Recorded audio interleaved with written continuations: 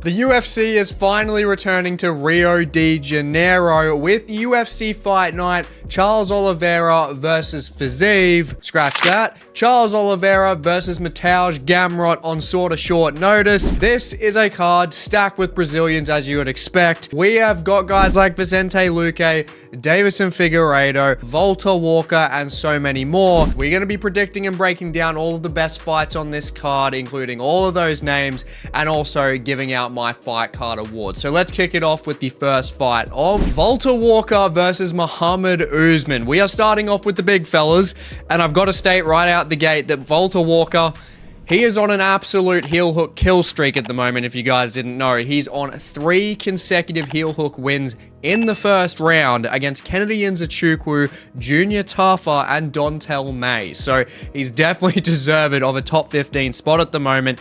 And on the other side, Mohammad Usman, I don't know how he's getting this shot. I don't know how he's getting a top 15 shot. He's been pretty hit or miss. He beat Hamdi in his last fight by decision, but aside from that, I don't think he's really been doing too much to really warrant a ranking position, you know, a ranking fight. I just don't think he's looked that impressive. He's obviously got the Usman name, and that does carry him through to an extent. But ultimately, I just don't think it's very well deserved, and I think Valter Walker is really just going to make that statement that that's just a fact. Because Valter Walker is more accurate on the feet, he's quicker on the feet, he's a bigger guy, and honestly, the grappling, yes, Mohammad Usman comes from a wrestling background. Valter Walker is going to chew Mohammad Usman up on the ground. He's just not athletic enough. He's not flexible enough. And that's where Valter Walker, especially when it comes to those heel hooks, Mohammad Usman's probably arguably next to Junior Tafa, probably the easiest guy to take out with a heel hook. And that's what I think he is going to do in the second round. I'm going to give it the second round this time, shock horror, because Usman, I will say he does have the wrestling there and ultimately the strength with the lower center of gravity to more so be able to keep Valter Walker at bay for a bit longer than those other guys. Pretty much absolutely none of those other guys that Valter Walker has beaten have any form of wrestling game, and that's where there are more so questions, but also Mohammad Usman being a 3-1 underdog is completely fair enough. And like I've done the last 2 times, I'm giving Valter Walker my fighter to watch award. He's just one of the most dynamic heavyweight fighters at the moment in terms of being able to use such a heavy grappling game, because as we know, the heavyweight division sucks ass, and it's really good having some more depth in that division in terms of styles, and Valter Walker is a guy that really presents that, and I think he's just going to showcase it again for a 4-fight win streak, 4-fight heel hook win streak. I'm taking it, cash my money. It's going to happen in the first or the second round, and I think if Usman pulls through with the wrestling, I think it's going to be the second round for Valter Walker to take him out. Moving up the card, we've got Jafel Filho versus Clayton Carpenter. Now, this is an interesting matchup because of the odds more so for me. I don't think Jafel Filho should really be a favorite here. Yes, it's in Brazil. That kind of carries more so through, but I don't think his performances have been super impressive in terms of dominance.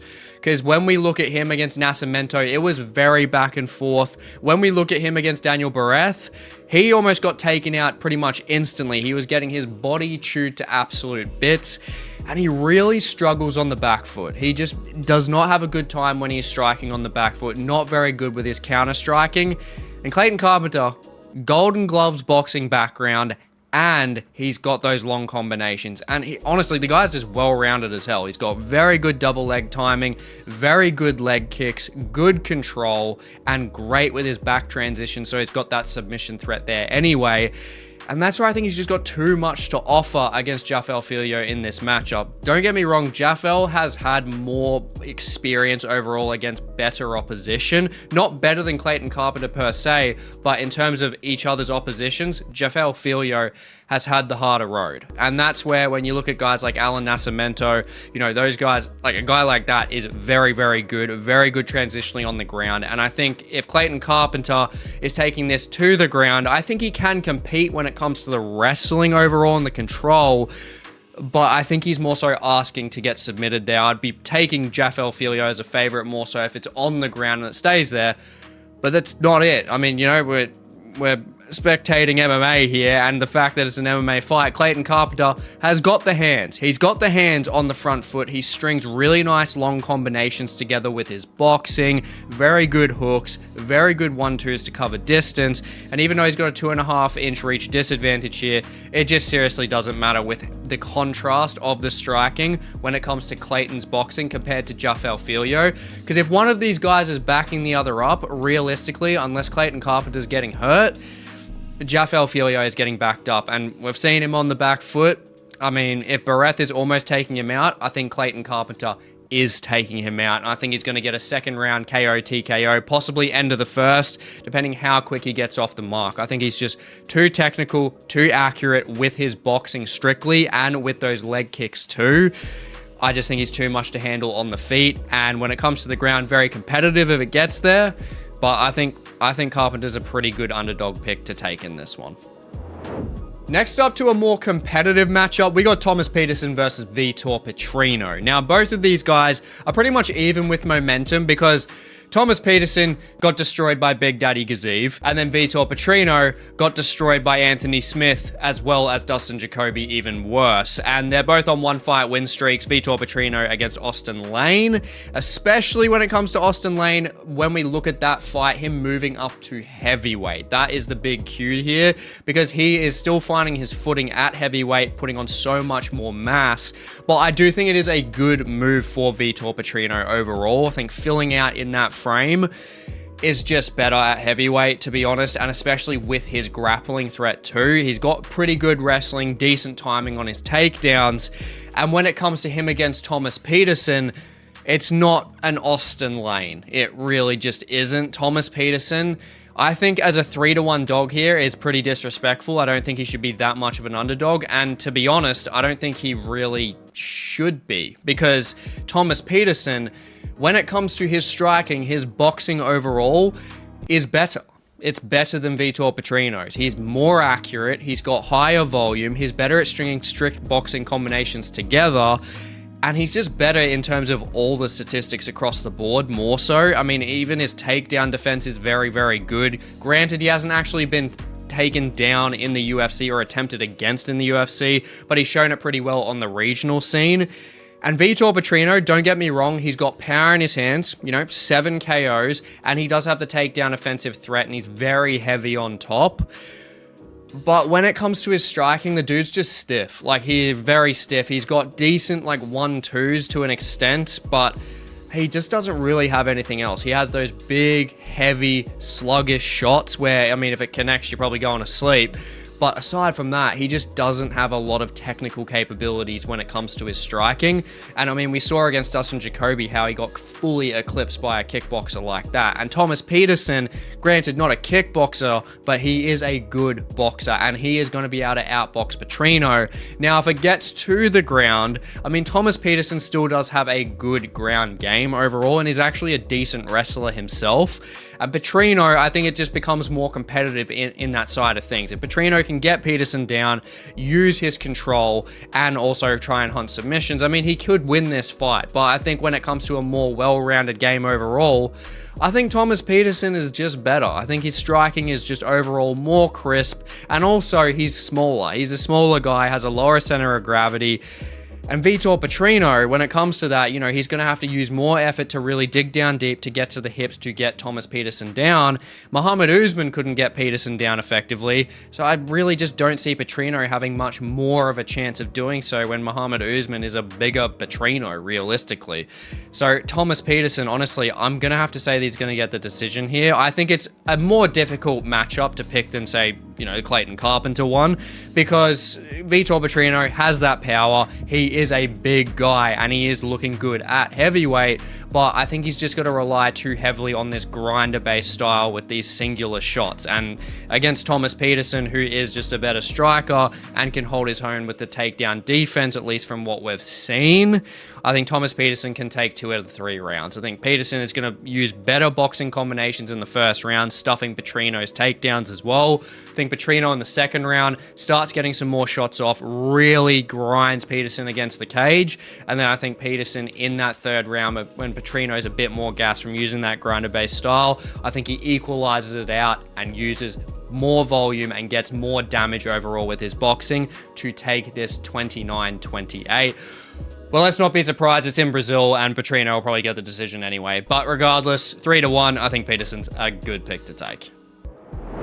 Moving up the card, we got Ricardo Ramos versus Kaan Ofli. Now, with this matchup, this is very important for the two of them, obviously, because if this fight is boring, it could be the both of them, but if one of them dominates the other, and just honestly, if one of them just loses, I think they're getting cut, because Ramos has lost 3 of his last 5 fights, and realistically, he shouldn't have won against Culibao either, and Ofli is 0-2 in the UFC, and he's been taken out real badly by Myron Santos in that first fight. So they're both on struggle street at the moment, and I do think it's going to be a close competitive fight. I think this is fair enough matchmaking from the UFC.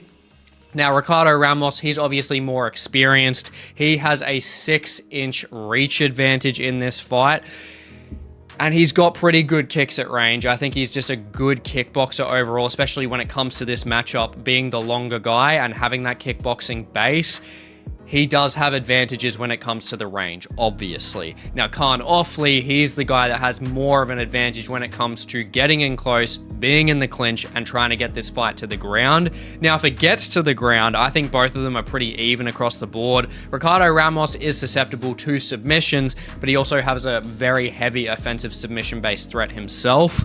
And Kaan Ofli is obviously 6-0 with subs. So very even across the board there, but it's going to be a real sway between the distance within this fight when it comes to the striking, pretty simply. If it's clinch-based exchanges, Ofli is going to be having the advantage there. If it's anywhere to boxing to kickboxing range, Ricardo Ramos is going to be having the advantage there. And from what I've seen, granted, Australian, would love to see Kaan Ofli win, but I just think when it comes to that battle of distance, I've got to take Ricardo Ramos here, especially being in Brazil as well. If you're looking anywhere near a split decision here, just give it to the Brazilian, honestly. Ricardo Ramos, I do think that his kickboxing overall, and especially with the quality of his opposition that he's fought, like Josh Culibao, I think that he has the experience and he has those tools at that range to outland Ofli with more significant damage over 3 rounds than Ofli can. But if Ofli can consistently keep it in a control-based game against the cage with clinch control,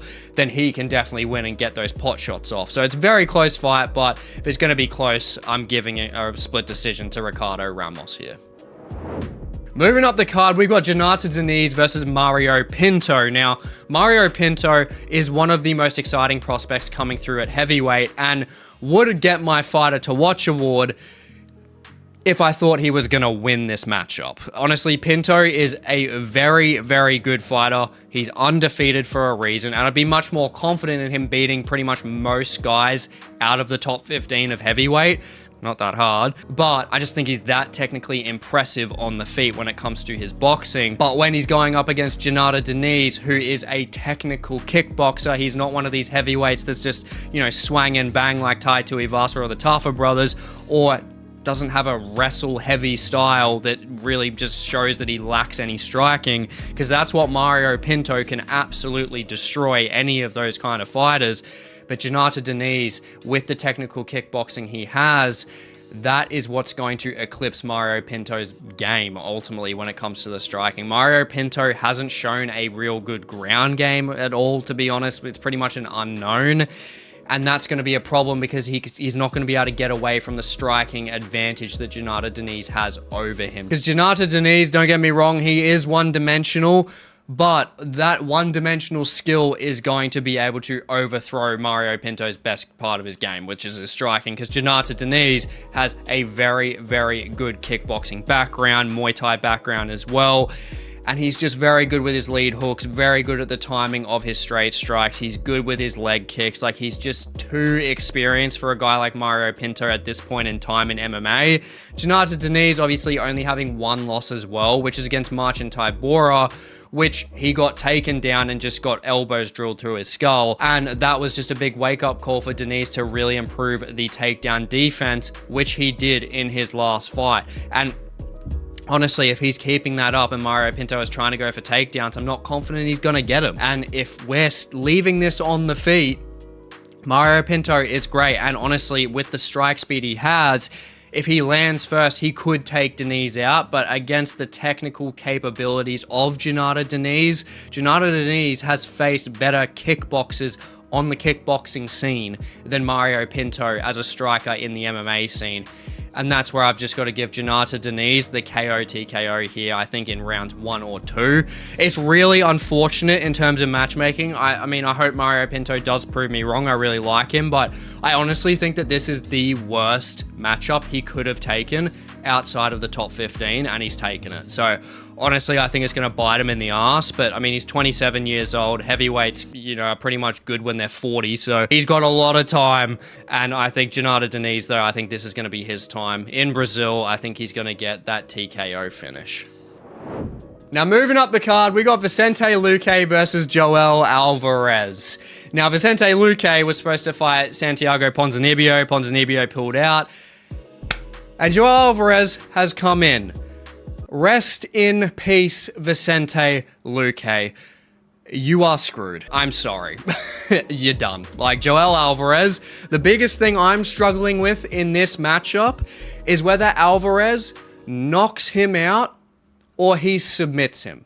Like, I just don't know which one is guaranteed to happen, but one of those two is guaranteed to happen. Putting the bank account on it. Joel Alvarez is much faster. He's got more weight on his side now. He's moving up to welterweight. The power is just going to be even more impressive with that weight translation. He's got a fantastic submission game. He is just on kill mode. Like, he is so dangerous. I don't even know how to break this guy down. I mean, he's destroyed absolutely everyone that he has fought, aside from obviously Arman Sarukian. Like, he's looked so impressive. Absolutely ridiculous. Like, he's someone that has fantastic Muay Thai. I mean, he destroyed Elvis Brenner. He destroyed Drakkar Klose. Like, he's a guy that just walks through people. He is someone that is extremely dangerous, whether he is at lightweight or whether he is at welterweight. I am happy to glaze this motherfucker as much as possible because all he does is take people out. He's got a 100% finish rate. And Vicente Luque, we have seen glimpses of him have no fight IQ, and that's the thing that he can absolutely not be having when it comes to fighting a guy with a 100% finish rate who has the reach advantage over him, even though it's small. But Joel Alvarez is much better at striking than Vicente Luque. Luque barely moves his brick head off the center line. Alvarez has the stiff power in his hands, great knees up the middle, and if it comes to grappling, Luque is probably going to take Joel Alvarez down, or try to. Alvarez is probably just going to jump the ghillie and probably submit him or something. Like, Luque, I just don't think he stands a chance on the ground against Alvarez, to be honest, unless Alvarez does something stupid like jumps into a guillotine himself and Luque takes him out, like kind of like Temba Garimbo style-ish. But aside from that, nah. Like, this is just an absolute guarantee that Joel Alvarez is winning this fight. Like, I think he's going to take Vicente Luque out in the end of the first round. Like, I just think his Muay Thai is just going to be so clean. He's going to just pick his body apart at range.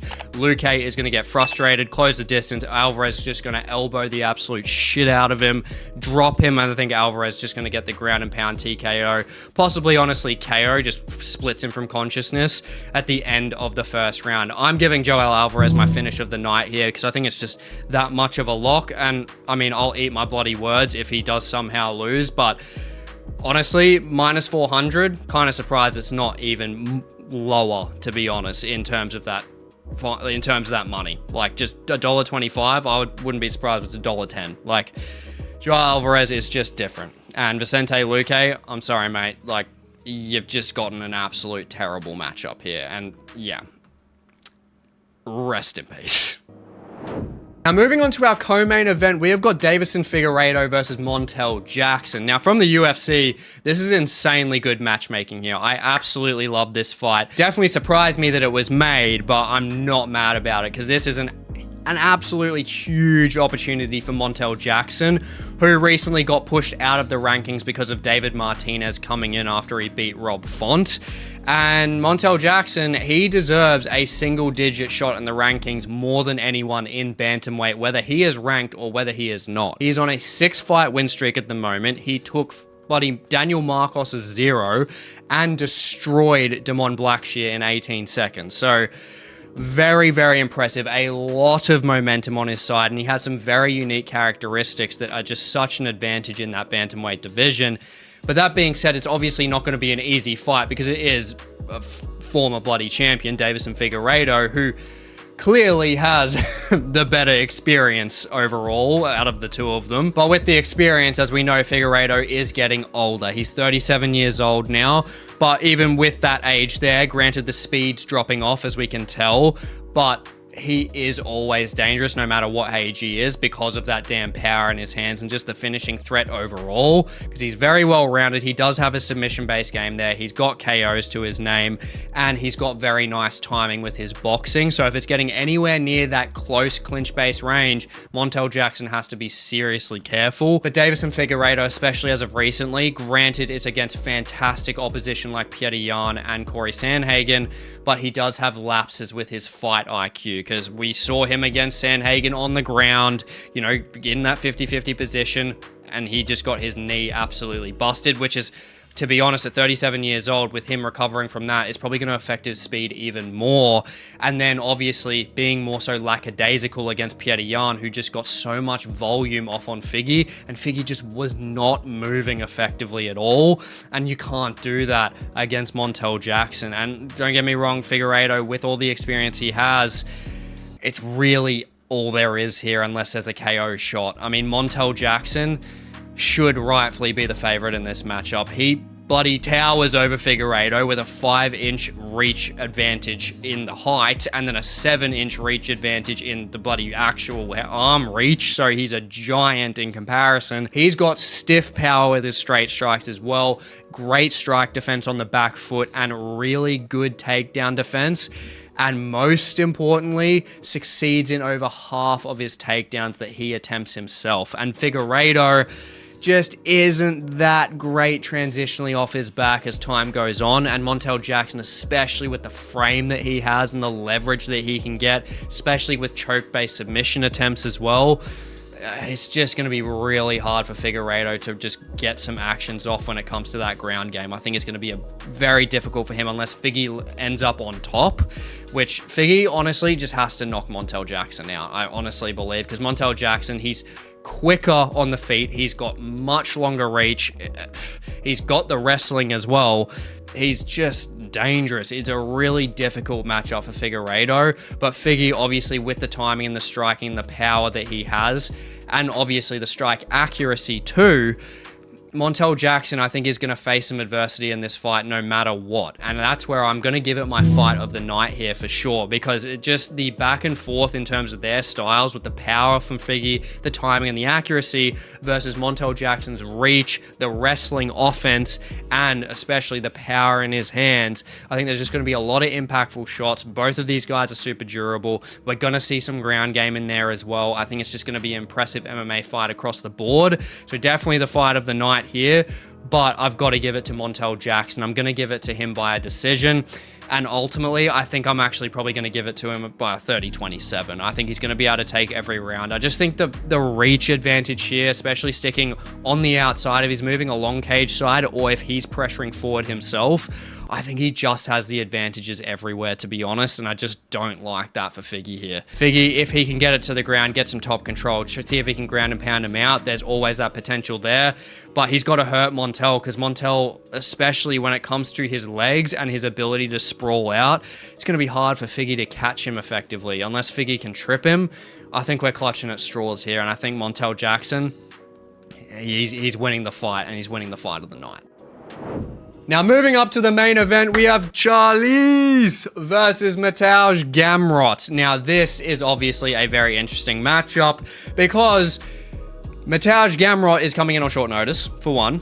We had Rafael Fiziev pull out. Unfortunately, he's got another thing wrong with his knee, which absolutely sucks. It's wasting his prime, but I think for Charles Oliveira's sake, pretty fucking good that Fiziev pulled out, because I honestly think Fiziev probably would have chinned Oliveira. Just don't think Oliveira would have had the juice to really get Fiziev to the ground, especially with that lower center of gravity. And going against a guy with that kickboxing pedigree after coming off the Ilia Topuria KO loss, especially after this shorter time frame coming into this fight. Yeah, it was, I think a lot of people can agree with me. I'm sure you guys can to an extent, that Oliveira was taking a bad matchup there, especially in Rio in front of his people. If he got knocked out there, eternal depression. But in this matchup, I'm not saying that he is just scot-free. I mean, it's a better matchup for him stylistically, I do believe, than Fiziev, considering the circumstances of him getting knocked out. But Mateusz Gamrot has threats of his own, and Gamrot is a very unique, impressive fighter. Just goes 120 miles an hour with his wrestling. Very, very good transitionally on the ground. Really hunts for those takedowns extremely low. Goes for the ankle picks. Just tries to take his opposition off their feet pretty much by any means necessary. And he's pretty much done it in every single fight that he has been in. Very, very impressively. But Charles Oliveira is not like anyone he has ever fought before. Because Charles Oliveira, as we know, he has got the most dangerous guard in the UFC. And when it comes to a submission-based offense, we saw Charles Oliveira at UFC 300 against Arman Tsarukyan. And Charles Oliveira almost submitted him twice. It was pretty much like an inch away from getting the submission with the Das and getting the submission with the guillotine in the first and the third round. And Mateusz Gamrot, granted, transitionally is absolutely fantastic, just a work of art. But you got to remember, this is 5 rounds. There is a lot of wrestling that Gamrot is going to be needing to do.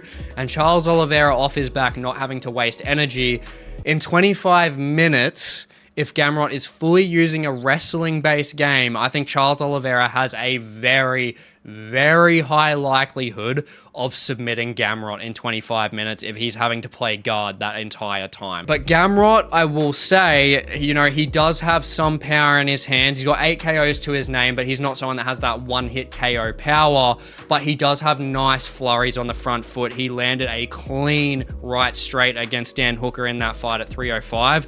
Dropped him in that first round, and I mean, if he's hitting Charles Oliveira with that when Charles has been taken out by Ilia, Gamrot could knock Charles out. I mean, just from Charles's chin being cracked that badly on this shorter notice, it will not surprise me.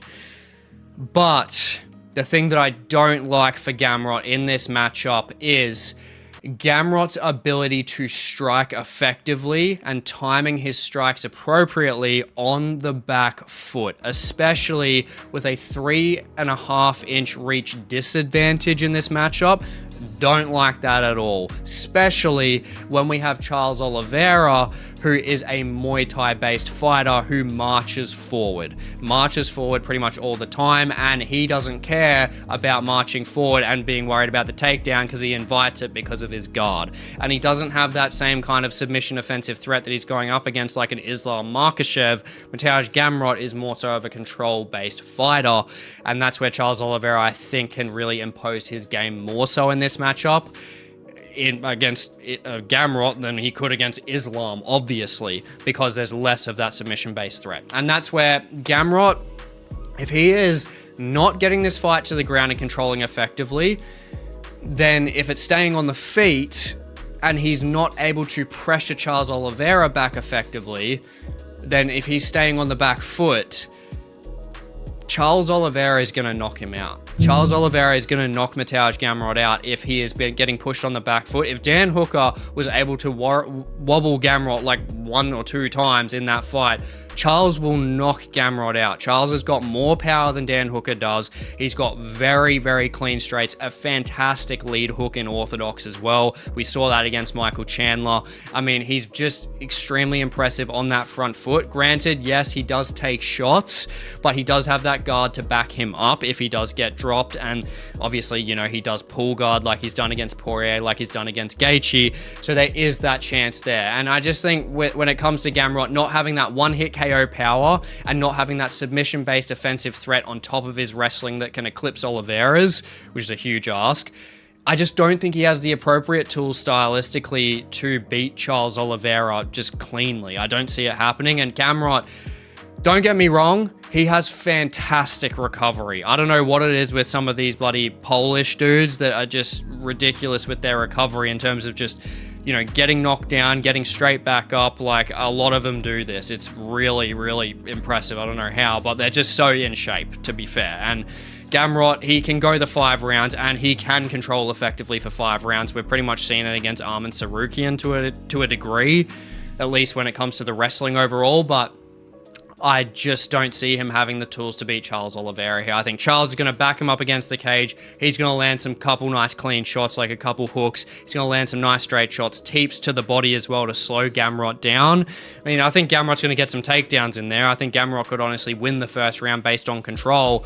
But I think Charles, when he's pressuring forward, getting more of a comfortability into like the second to third round, I think that's where he really starts pressing with that Muay Thai, landing clean elbows, landing good knees in the clinch.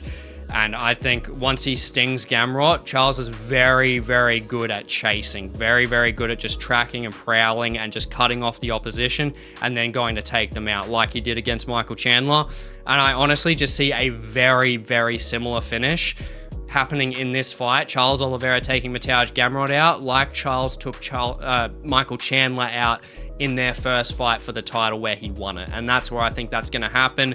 And if that's the case, especially with Charles coming off that Ilia Topuria KO loss, I've got to give him my Performance of the Night award. If he's coming in here having a lot of doubt on him, being the underdog at time of recording as well, and getting a KO over Gamrot, who's never been finished in his whole entire career in Rio de Janeiro as the main event, I've got to give him my Performance of the Night to cap off an amazing fight night in Brazil. Now, I really hope you enjoyed this predictions and breakdown video for the fight night, and I really hope you enjoy the card when it comes around. And if you haven't already, definitely just check out the video here on the screen, and please like, comment, subscribe. It goes a long way for the channel, and I will catch you in the next one.